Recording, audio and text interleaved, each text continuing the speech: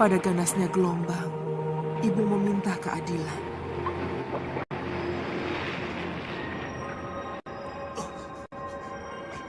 Hei! Siapa yang berani mengguncang keratonku? Pengawal! Pengawal! Siapa yang berani mengguncang keratonku? Maaf Gusti Prabu, seorang putri cantik bertapa dalam laut dan perbawanya menggetarkan seluruh Laut Kidul.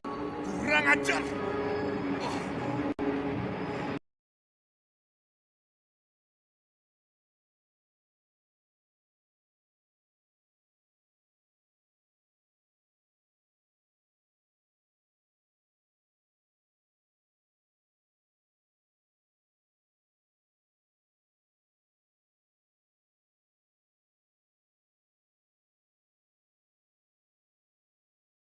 Ini wilayahku. Aku yang berkuasa di sini. Ayo, usir perempuan itu. Kami tidak bisa melakukannya, Sang Prabu. Cepat usir dia. Ampun Sang Prabu, kami tidak bisa berbuat apa-apa. Karena dia... Kurang ajar kalian.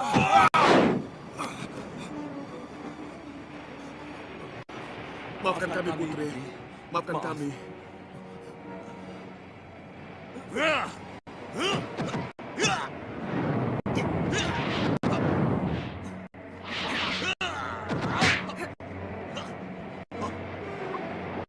Tunggu. Apa Sang Prabu tidak malu berkelahi dengan perempuan? Aku tahu arti malu. Ada cara lain yang bisa kita lakukan. Apa itu? Adu keterampilan.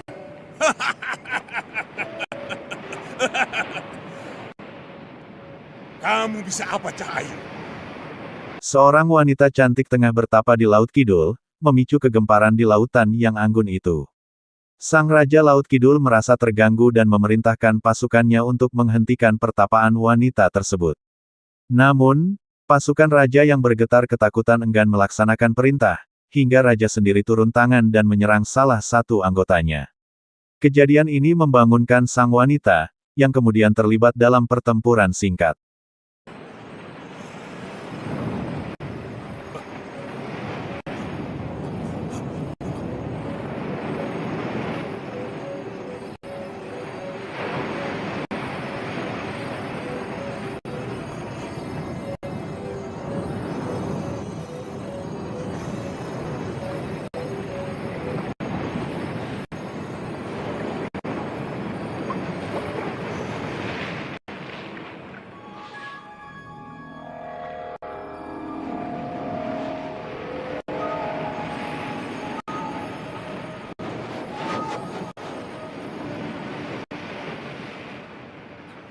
Jadilah ratu kami, Putri Ayu.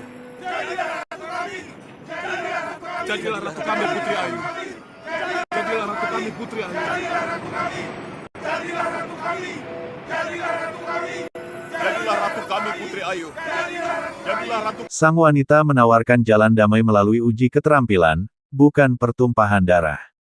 Sang raja menerima tantangan tersebut, memamerkan kekuatan destruktifnya, sementara Sang Dewi menunjukkan keahliannya dalam memperbaiki barang-barang yang rusak.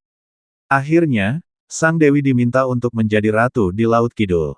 Merasa terpinggirkan, raja menyerang Sang Dewi, tetapi dengan sigap, Sang Dewi mengeluarkan kaca sakti yang menyedot sang raja ke dalamnya, menjadikannya penguasa baru Laut Kidul. Hanya Joko Temon dan Nyai Roro Kidul yang mengetahui kebenaran ini.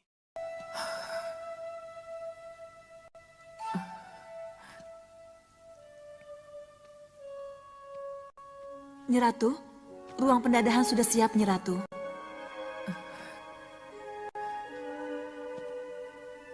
Baik.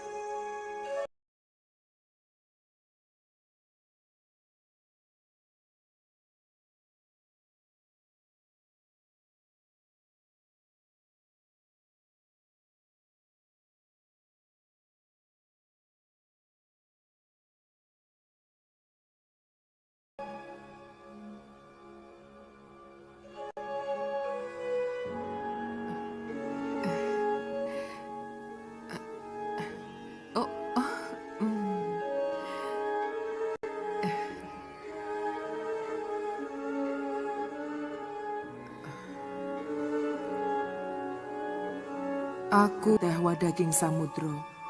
Adonan getih daging otot kawat balung wesi dadio dadi.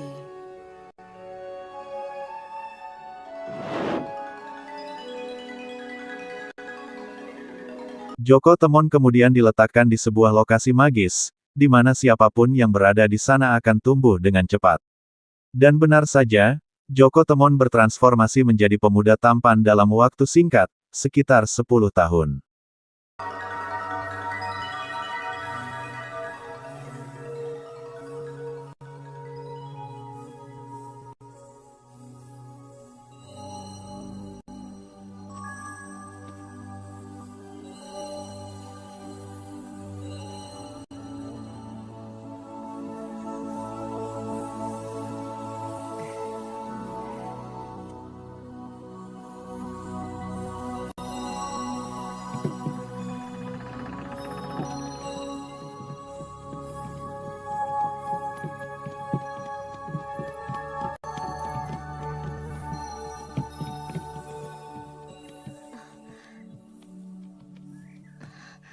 Bagaimana tuh?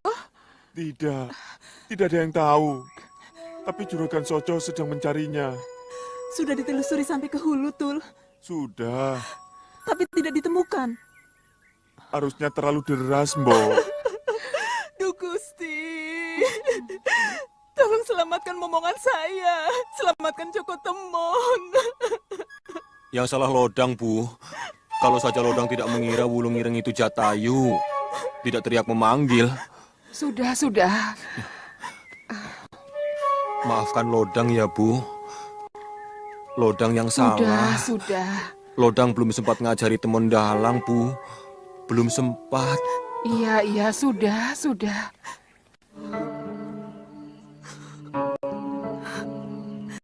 Jangan khawatir, Bu. Apapun yang terjadi, saya yakin bisa menemukan pembunuhnya. Saya akan membuat perhitungan dengannya, siapapun dia.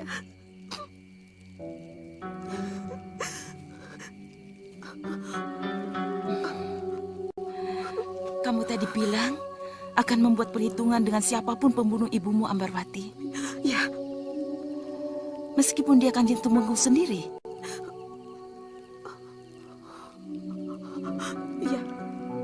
Iya. Mungkin secara langsung Kanjeng Tumenggung tidak menikamkan Jundrik itu.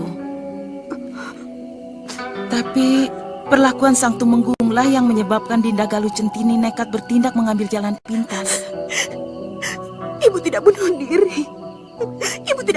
Sementara itu, Juragan yang mencari Joko Temon tanpa henti merasa bersalah karena kehilangan anak angkatnya. Di tempat lain, seorang putri meratapi kematian ibundanya, bersumpah untuk menemukan pembunuhnya.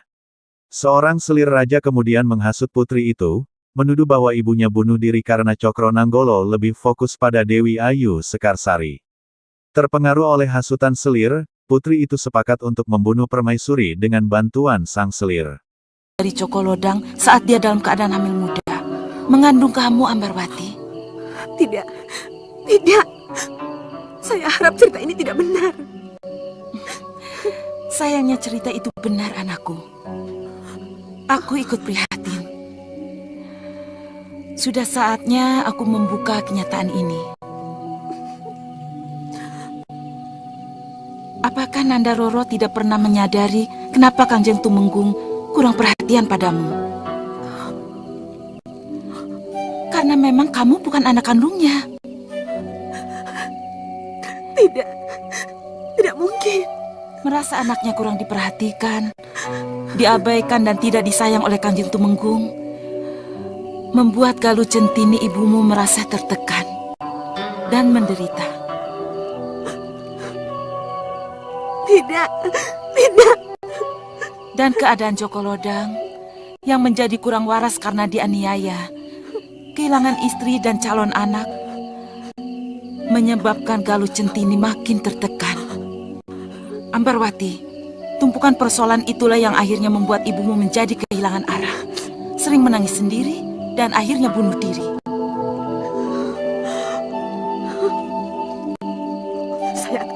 membunuh Romo Tumenggung, saya akan bunuh dia. Iya, tapi tidak sekarang. Kamu harus berhati-hati. Harus bersiasat. Tenang, Ambarwati. Tenang. Aku bersedia membantumu kalau kau mau menerima uluran tanganku, Ambarwati.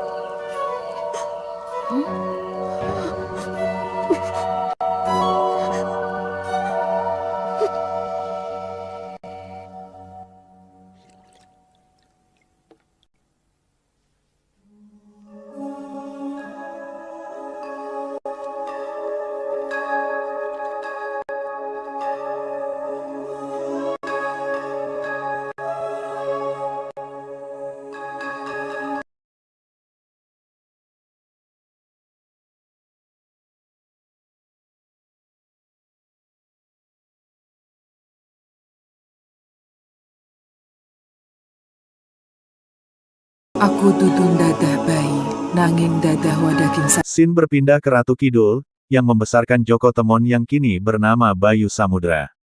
Sang pembantu juragan bermimpi bahwa Joko Temon masih hidup, dan juragan pun mengonfirmasi kebenarannya.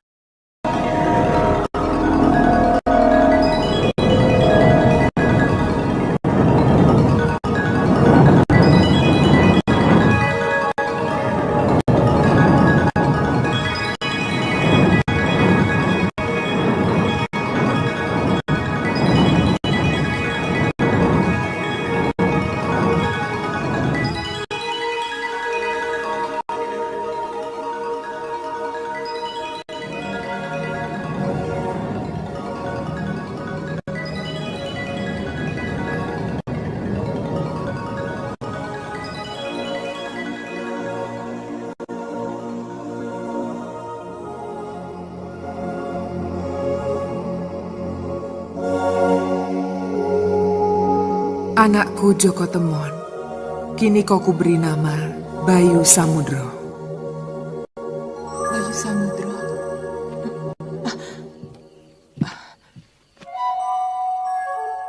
Bayu Samudro.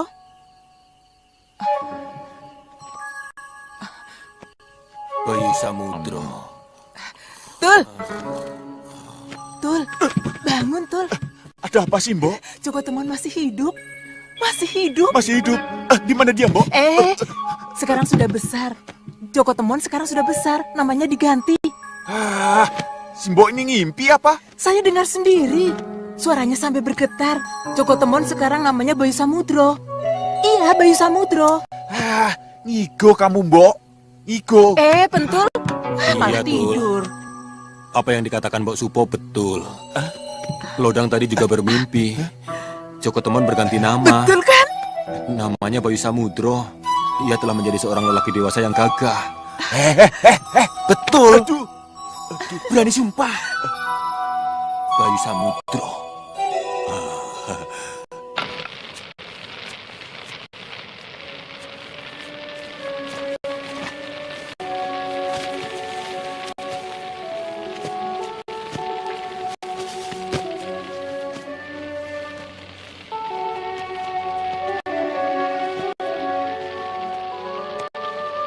Sementara itu, seorang pendekar wanita bernama Kembang Tanjung beristirahat di sekitar api unggun ketika beberapa penjahat menyerangnya. Dengan ketangkasan luar biasa, ia mengalahkan mereka dan memadamkan api unggun sebelum melanjutkan perjalanannya. Di saat yang sama, pemuda Bayu Samudra menemukan jejak api yang baru padam dan melanjutkan langkahnya.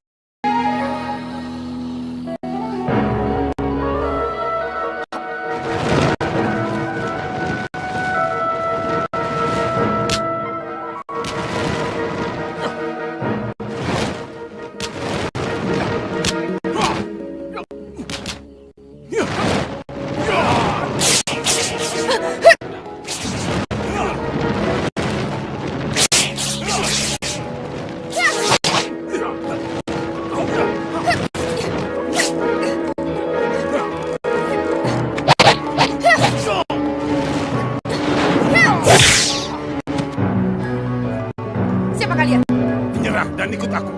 Sudah lama sekali aku tidak melihat perempuan muda montok seperti kamu. Kurang ajar.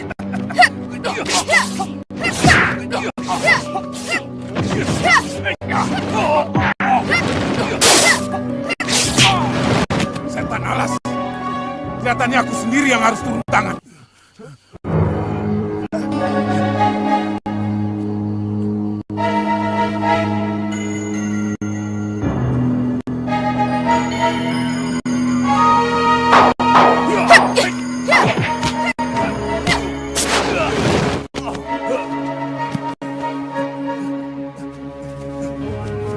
Lari! Lari!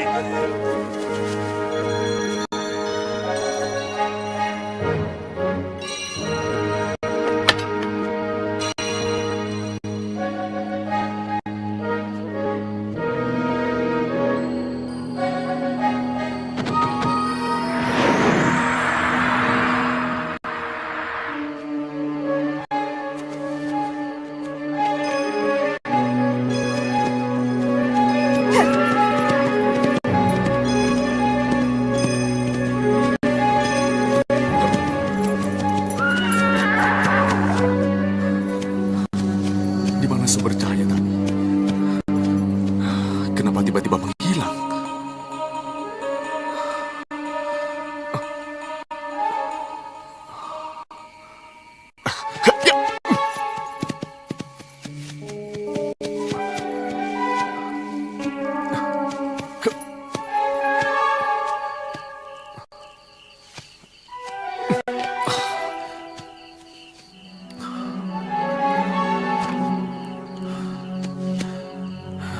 Masih hangat. Siapa yang membuat api unggun di sini? Kenapa pergi?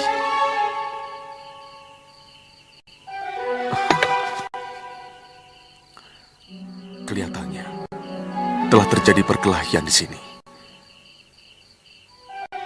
Tapi siapa dengan siapa?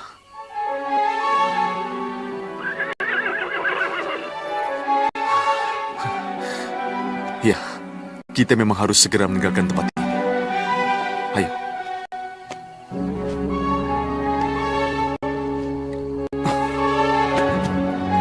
Ya, kita ke sana. Ya.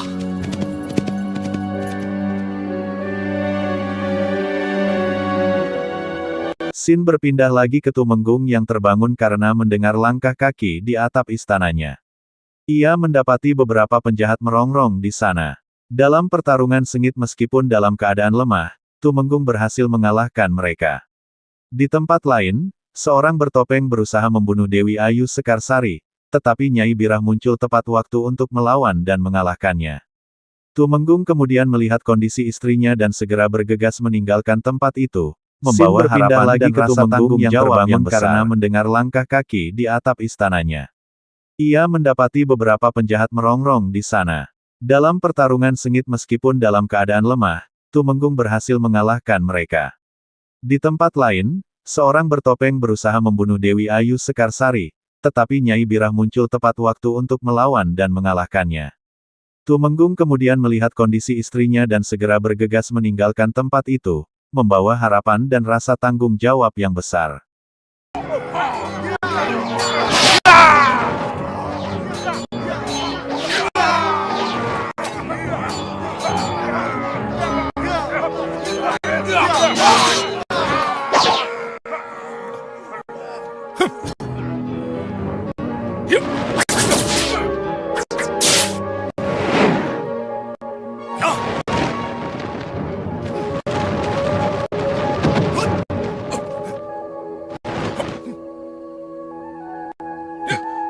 Biar aku saja yang menghadapi. Kampret. Kamu pendekar kampret Gunung Lawu.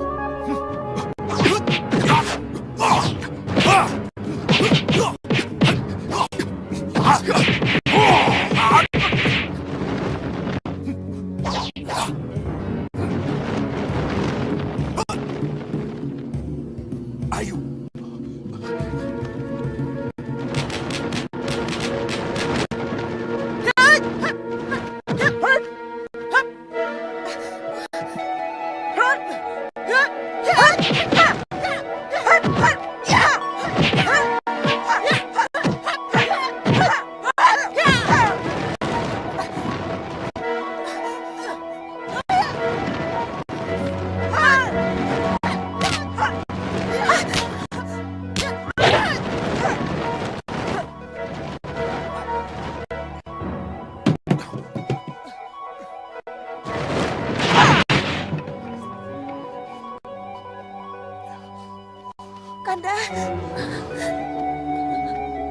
Sudah.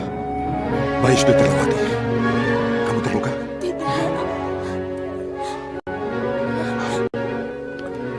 Kanjeng Tumenggung. Sebentar. Tertangkap. Tidak, Kanjeng. Maaf, mereka lolos. Kurang ajar.